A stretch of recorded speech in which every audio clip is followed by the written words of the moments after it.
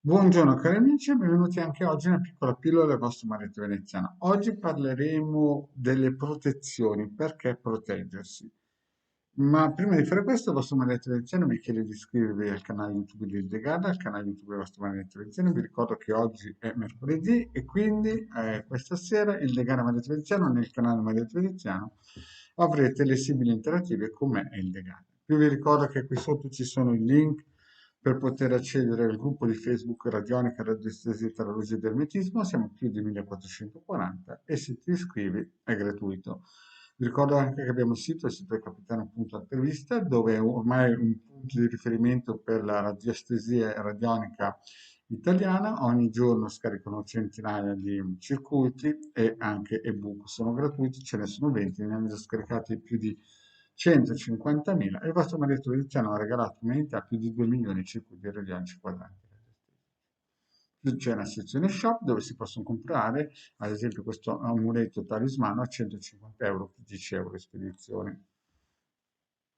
Bene, ho detto tutto, possiamo iniziare un po' a parlare di perché bisogna proteggersi. Allora, noi che siamo nati, almeno io nel baby boom, no, non abbiamo mai visto la prima e la seconda guerra mondiale in questa vita, no? Magari nelle altre incarnazioni le abbiamo viste e sicuramente ci rendevamo conto che la situazione era veramente difficile. Ma parliamo un po' di 200-300 anni fa. 200-300 anni fa la vita media delle persone era sui 25-30 anni, a dipendenza delle regioni. C'era una regione magari che aveva più vitamine, più carne, e vedeva che arrivavano a 25-30 e c'erano delle regioni in cui una vita media era sui 20-22, arrivavano ciechi, senza denti, arrivavano a quell'età denutriti, la gente moriva per strada e quant'altro. Nelle città c'erano delle vie complete di gente che continuava a morire di fame, di malattie, pestilenze, le fognature non esistevano.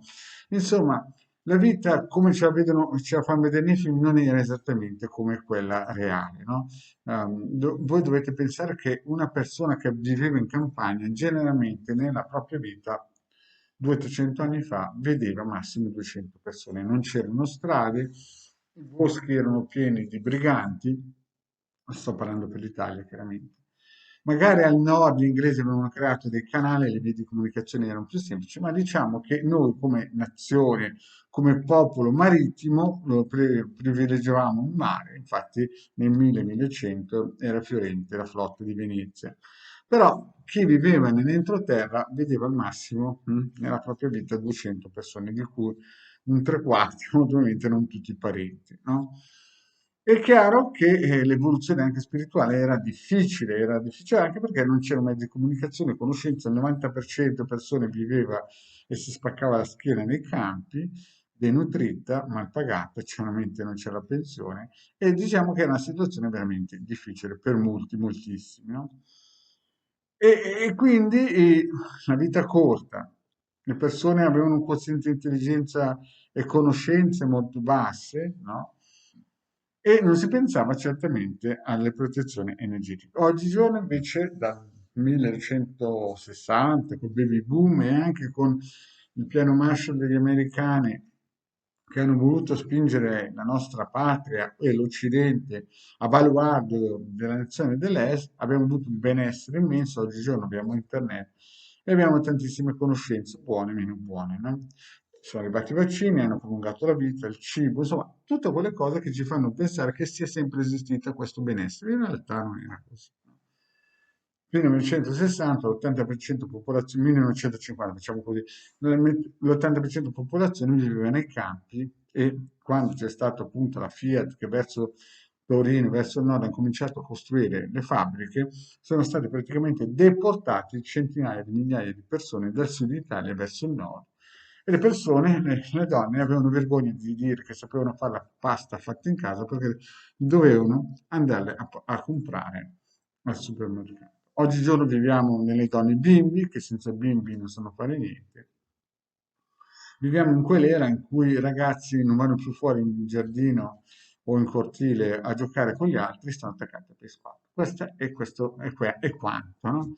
Però per quelle persone che vanno ancora a lavorare fuori, per quelle persone che hanno contatto col sociale, chiaramente ci vogliono le protezioni perché il flusso di energie, questi mezzi di comunicazione, treni, moto, auto, aerei, spostano vagonate di energia tutti i santi secondi, no?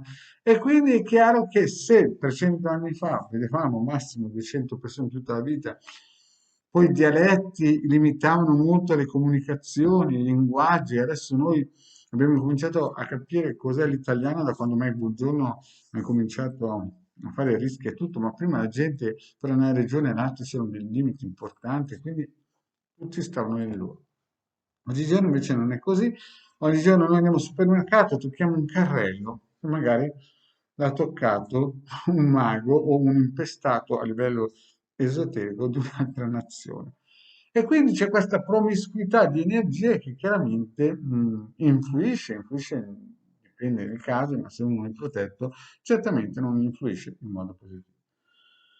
E allora bisogna attivare tutti i circuiti radionici, fare le varie operazioni, o magari riti propiziatori per chi vuole tenere la stalla a posto, no? La famiglia, parlo sempre di stalla in modo metaforico, però la famiglia deve essere protetta, anche perché vi ho spiegato che ci sono donne che vengono da altre nazioni che la magia la conoscono bene, e per acchiappare la persona che materialmente è forte, usano qualsiasi mezzo e anche la magia e l'esoterismo.